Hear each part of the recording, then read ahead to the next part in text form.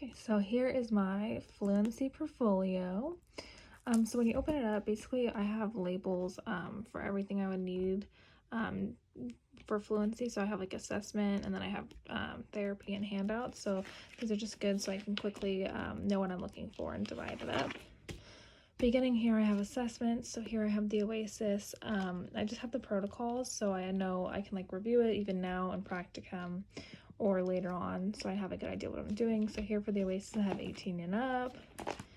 I have 7 through 12. And then I also have the 13 through 17. This is good to look through just so I'm familiar with the test and know what to do when I'm administering it, and I can review quickly before. Next, I have the administration for the SSI-4. So this kind of goes through and gives you how to score it, how to count syllables and stuttering events correctly. So it kind of gives you an idea of how to do it. Here's the example of the SSI-4 of how to score. Next, I have the fluency data collection sheet for the SSI-4. So this is good because you can track the amount of syllables, the amount of stuttering events, and find the percentage. Next, I have the protocol for the SSI-4. This is also good to look back on and practice. You can even practice on here, taking data and collecting that as well.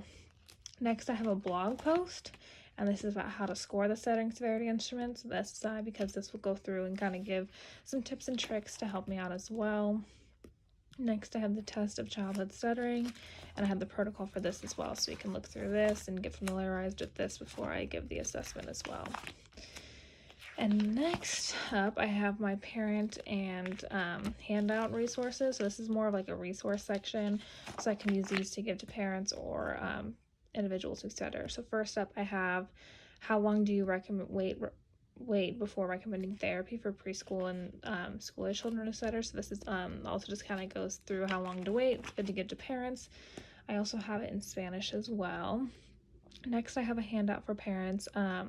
It's basically understanding your child's diagnosis of stuttering or fluency disorder. So it goes through like the difference between stuttering and cluttering, and it has different things along those lines.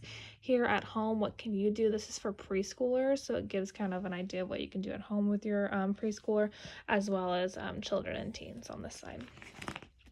Next up, I have a parent and teacher stuttering survey.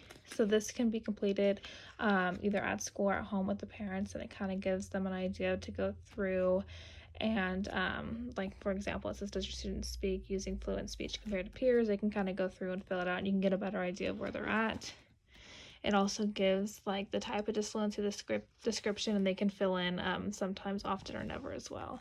And then it gives a description of the types of disfluencies. Next, this is for individuals who stutter. So this is kind of a handout for those who are giving like classroom presentations. It gives you kind of a what to do, and it'll help you it'll help those be more confident in presenting. It kind of gives strategies. It also like gives them some tips, like let them know that you won't be all successful, change is hard, and it just kind of gives different tips and tricks they can take into the classroom. Next, I have another handout for parents. It's and teachers as well, which I think is really important for teachers to have this.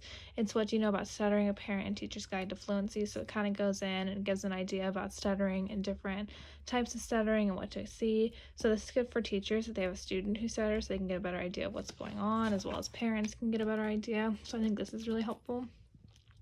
Next, I have 6 tips for speaking with someone who stutters. So this is for a person who stutters to give out to others. This is kind of like a good idea to give to others to prepare so they can feel more comfortable talking, and it kind of gives, some tricks for the listeners. For example, I'll give you one. It's like, don't make remarks like slow down or take a breath. It just kind of goes through that. I also have that in Spanish as well. And next, I have these really cool cards that a person who stutters can cut out and put in their wallet. And so on it says, I stutter, I may repeat words or sounds, or perhaps be able to speak at all. So this is good if they're going to a restaurant or out and they just don't want to tell anybody. They can flash this or show it to them, and they don't have to worry about it. And this also has a link to the National Stuttering Association for the unfamiliar listener. Next, I have the lid comb program. So this I can go through with parents. This kind of gives a layout of what it is and what you're doing. And so I think this is helpful because I can go through it with them side by side, and they can have a visual to look at. Next, I also have, if they're running out activities for the lid comb program, I have this sheet that I can hand out or go through with them as well. And lastly, I have another one which kind of goes hand in hand with the last thing. It's for 5 tips for parents of preschoolers who stutter. So it kind of goes through on how to play and how to help your child out as well. Lastly, I have my therapy section. And so in this section, I have a data collection sheet. So this collection sheet has the tally of the disfluencies, what type of disfluencies, any comments, and then the frequency total. I also have fluency goals here. This can be used either in a private practice or school. I have goals for school age stuttering.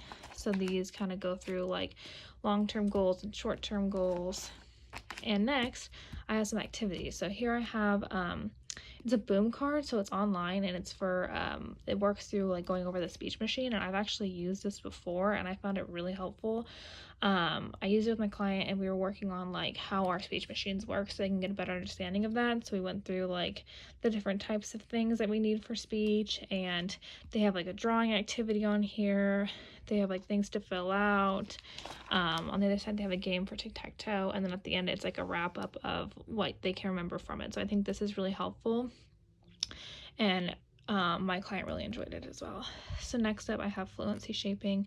Here, this is for younger kids, so it kind of gives them like strategies, and they're little flashcards that you can cut out as well and work with them on, and it also gives you a blank one without it being filled in. So with these ones, the child can color, making